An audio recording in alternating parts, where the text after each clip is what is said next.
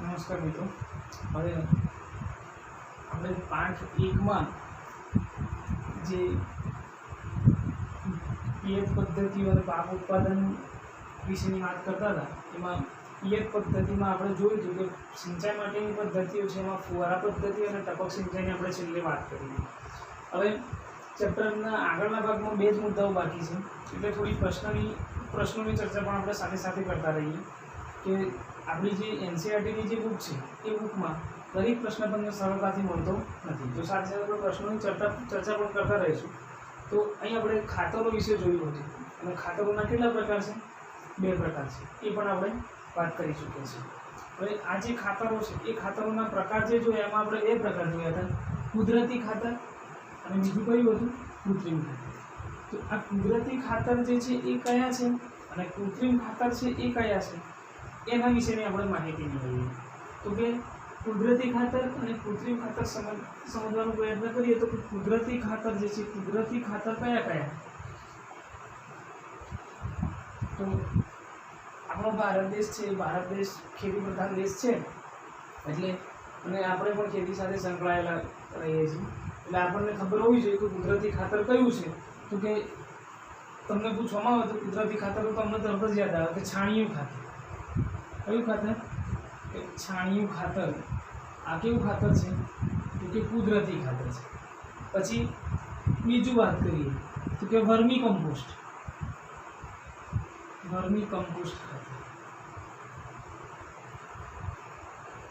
Vermi compost એટલે કયું ખાતર?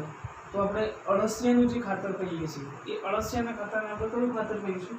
તો કે વર્મી કમ્પોસ્ટ. આ ઉપરાંત કમ્પોસ્ટ ખાતર. ત્યાર પછી લીલો પડવાશ. હવે લીલો પડવાશ એટલે શું? આની વાત આપણે ચોપડીમાં આપેલી નથી, પરંતુ આપણે તમને ખબર હોવી જોઈએ, ખેતી પ્રધાન દેશના એક નાગરિક તરીકે તમને ખબર હોવી જરૂરી છે કે લીલો પડવાશ એટલે શું. તો કે જ્યારે આપણે ખેતરમાં ઘણી વખત ઘાસ થયું હોય અથવા તો ચોક્કસ પ્રકારના છોડ ઉગાડવામાં આવે અને એ છોડને જે એનું જે સમયગાળો છે પરિપક્વ થાય એના પહેલાં જ એને શું કરવામાં આવે? માટીમાં ભેળવી દેવામાં આવે. તો એ જે ખાતર બને, માટીમાં ભળવાથી જે ખાતર બને છે એને આપણે શું કહીએ છીએ?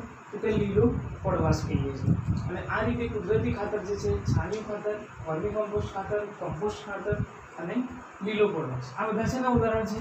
તો કે કુદરતી ખાતરના ઉદાહરણ છે. હવે કૃત્રિમ ખાતરમાં આપણે વાત કરીએ તો કે કૃત્રિમ ખાતર જે છે એ ખાતરના ઉદાહરણમાં કોને લઈ શકીએ? તો તમે ઘણા બધા ખાતરનું નામ લઈ શકશો કે આપણે જ્યારે જે આપણે બજારમાંથી લાવીએ છીએ, જે ખાતર થેલીમાં પેકિંગ હોય છે, જે કંપનીમાં બને છે, ઉદ્યોગમાં તૈયાર કરવામાં આવે છે, એ ખાતરને આપણે કયું ખાતર કહીશું? તો કૃત્રિમ ખાતર કહીશું. હવે એ કૃત્રિમ ખાતર જે છે, કૃત્રિમ ખાતર કયા કયા છે? તો તમને યાદ હશે કે યુરિયા છે, પછી આપણે ડીએપી કહીએ છીએ ને, ડીએપી, ડાય એમોનિયમ ફોસ્ફેટ, ડાય એમોનિયમ ફોસ્ફેટ એટલે કે આ ફોસ્ફેટ ખાતરમાં એનું એ થાય. પછી પોટાશ એટલે કે પોટાશયુક્ત જેટલા પણ ખાતર હોય, ઝીંક સલ્ફેટ હોય, એના બધા જે છે પોટાશયુક્ત ખાતર કહેવાશે. ફોસ્ફેટ ખાતર એટલે ફોસ્ફેટયુક્ત જે ખાતર હોય ફોસ્ફેટયુક્ત ખાતર કહેવાશે. આ ઉપરાંત બીજા કયા લઈ શકીએ કે એનપીકે, નાઇટ્રોજન, E એટલે ફોસ્ફરસ અને K એટલે પોટેશિયમ. એનપીકે નાઇટ્રોજન, ફોસ્ફરસ અને પોટેશિયમ. તો આ જે ખાતરો છે એ ખાતરો કયા છે? તો કે કૃત્રિમ ખાતર છે. હવે આના જે ફાયદા છે અને ગેરફાયદા છે એની આપણે બીજા પ્રશ્નમાં વાત કરીએ છીએ કે તમને ખબર છે કે કુદરતી ખાતર છે, કુદરતી ખાતર જમીનનું બંધારણ સુધારે છે, જ્યારે કૃત્રિમ ખાતર છે જમીનનું બંધારણ બગાડે છે. તો આ બધી વાતો છે આપણે આના બીજા પ્રશ્નમાં કરીએ છીએ. હવે આપણે વાત કરીશું કે કુદરતી ખાતર, જે કુદરતી ખાતર વાપરવાના ફાયદા કયા કયા છે. તો તમને સૌથી પહેલાં યાદ આવે આપણે જે પ્રશ્નોમાં જે આપણે ટેક્સ્ટબુકમાં જોયું હતું એ પ્રમાણે, તો કે કુદરતી ખાતર જે છે એ કુદરતી ખાતરના ફાયદામાં આપણે પહેલી વાત કરીએ તો કે જમીનનું બંધારણ સુધરે છે. કુદરતી ખાતર એટલે કે તેના ઉપયોગથી જમીનનું બંધારણ સુધરે છે। ત્યાર પછી આપણે બીજી વાત કરીએ તો કે કુદરતી ખાતર જે છે એટલે કે આપણે છાણિયું ખાતર, લીલો પડવાશ, આ જે ખાતરોની આગળ આપણે વાત કરી એ બધા જ ખાતરો જે છે એ ખાતરો કુદરતી ખાતરો ઉપયોગ કરવાથી જમીનને કયા પ્રમાણમાં ફાયદા થાય તો કે તમને ખબર હશે કે છાણિયું ખાતર આપણે જો ખેતરમાં ઉપયોગ કરતા હોય તો એમાં જે સૂક્ષ્મ જીવો રહેલા હોય એ ફાયદાકારક સૂક્ષ્મ જીવો જે છે એ સૂક્ષ્મ જીવો આપણને વધારો થાય છે એટલે કે તેના ઉપયોગથી ફાયદાકારક સૂક્ષ્મ જીવોમાં વધારો થાય છે। ફાયદાકારક સૂક્ષ્મ જીવોમાં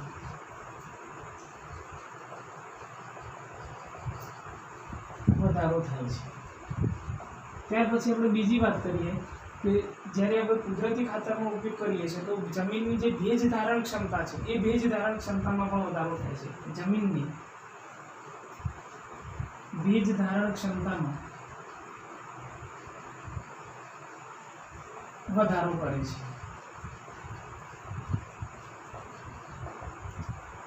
ત્યાર પછી આપણે બીજી વાત કરીએ તો કે આ જે કુદરતી ખાતર છે એ કુદરતી ખાતર જમીનને કેવી બનાવે છે? છિદ્રાળુ બનાવે છે એટલે કે જમીનમાં વાત વિનિમયની જે પ્રક્રિયા છે વાત વિનિમયની પ્રક્રિયામાં વધારો કરે છે એટલે કે કુદરતી ખાતર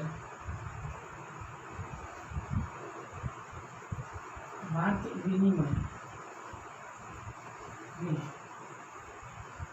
ક્રિયામાં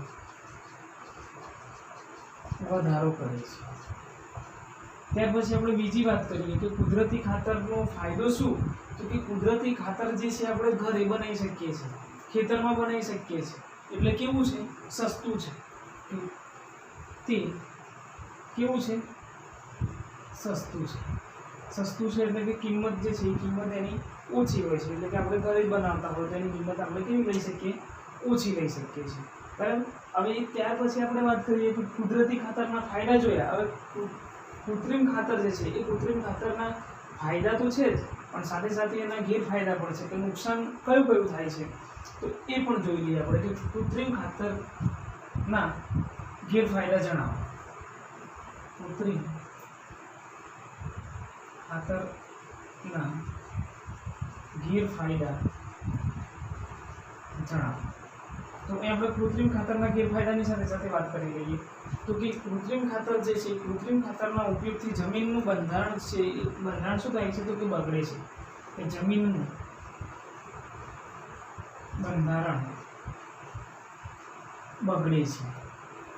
ત્યાર પછી બીજું જોઈએ કે આના પરથી જ આપણે યાદ રાખીશું કે આપણે જે કૃત્રિમ ખાતરનો ઉપયોગ કરીએ છીએ તો કૃત્રિમ ખાતરના ઉપયોગથી જમીનનું બંધારણ તો બગડે જ છે પરંતુ જમીનની ભેજ ધારણ ક્ષમતામાં પણ શું થાય છે તો કે ઘટાડો થાય છે કે તેના ઉપયોગથી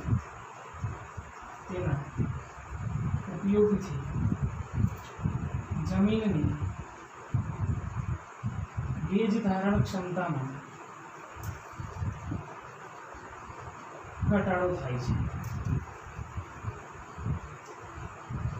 ત્યાર પછી બીજી આપણે વાત કરીએ કે જે ઉપયોગકારક સૂક્ષ્મ જીવો હોય એ સૂક્ષ્મ જીવોનો કેટલીક વખત શું થઈ જાય છે આ રાસાયણિક ખાતરના કારણે તો કે એ નાશ થઈ જાય છે એટલે કે ફાયદાકારક સૂક્ષ્મ જીવોનો નાશ થાય છે તો ફાયદાકારક સૂક્ષ્મ જીવોનો નાશ થાય છે। ત્યાર પછી આપણે બીજી વાત કરીએ તો આજે ફાયદાકારક સૂક્ષ્મ જીવોનો નાશ તો થાય છે સાથે સાથે આપણે જે કૃત્રિમ ખાતર છે જમીનમાં નાખીએ છીએ એ જમીનમાં નાખવાથી શું થાય છે તો કે પ્રદૂષણ વધે છે, પાણીનું પ્રદૂષણ વધે છે અને સાથે સાથે જમીનનું પ્રદૂષણ વધે છે એટલે કે કૃત્રિમ ખાતરના ઉપયોગથી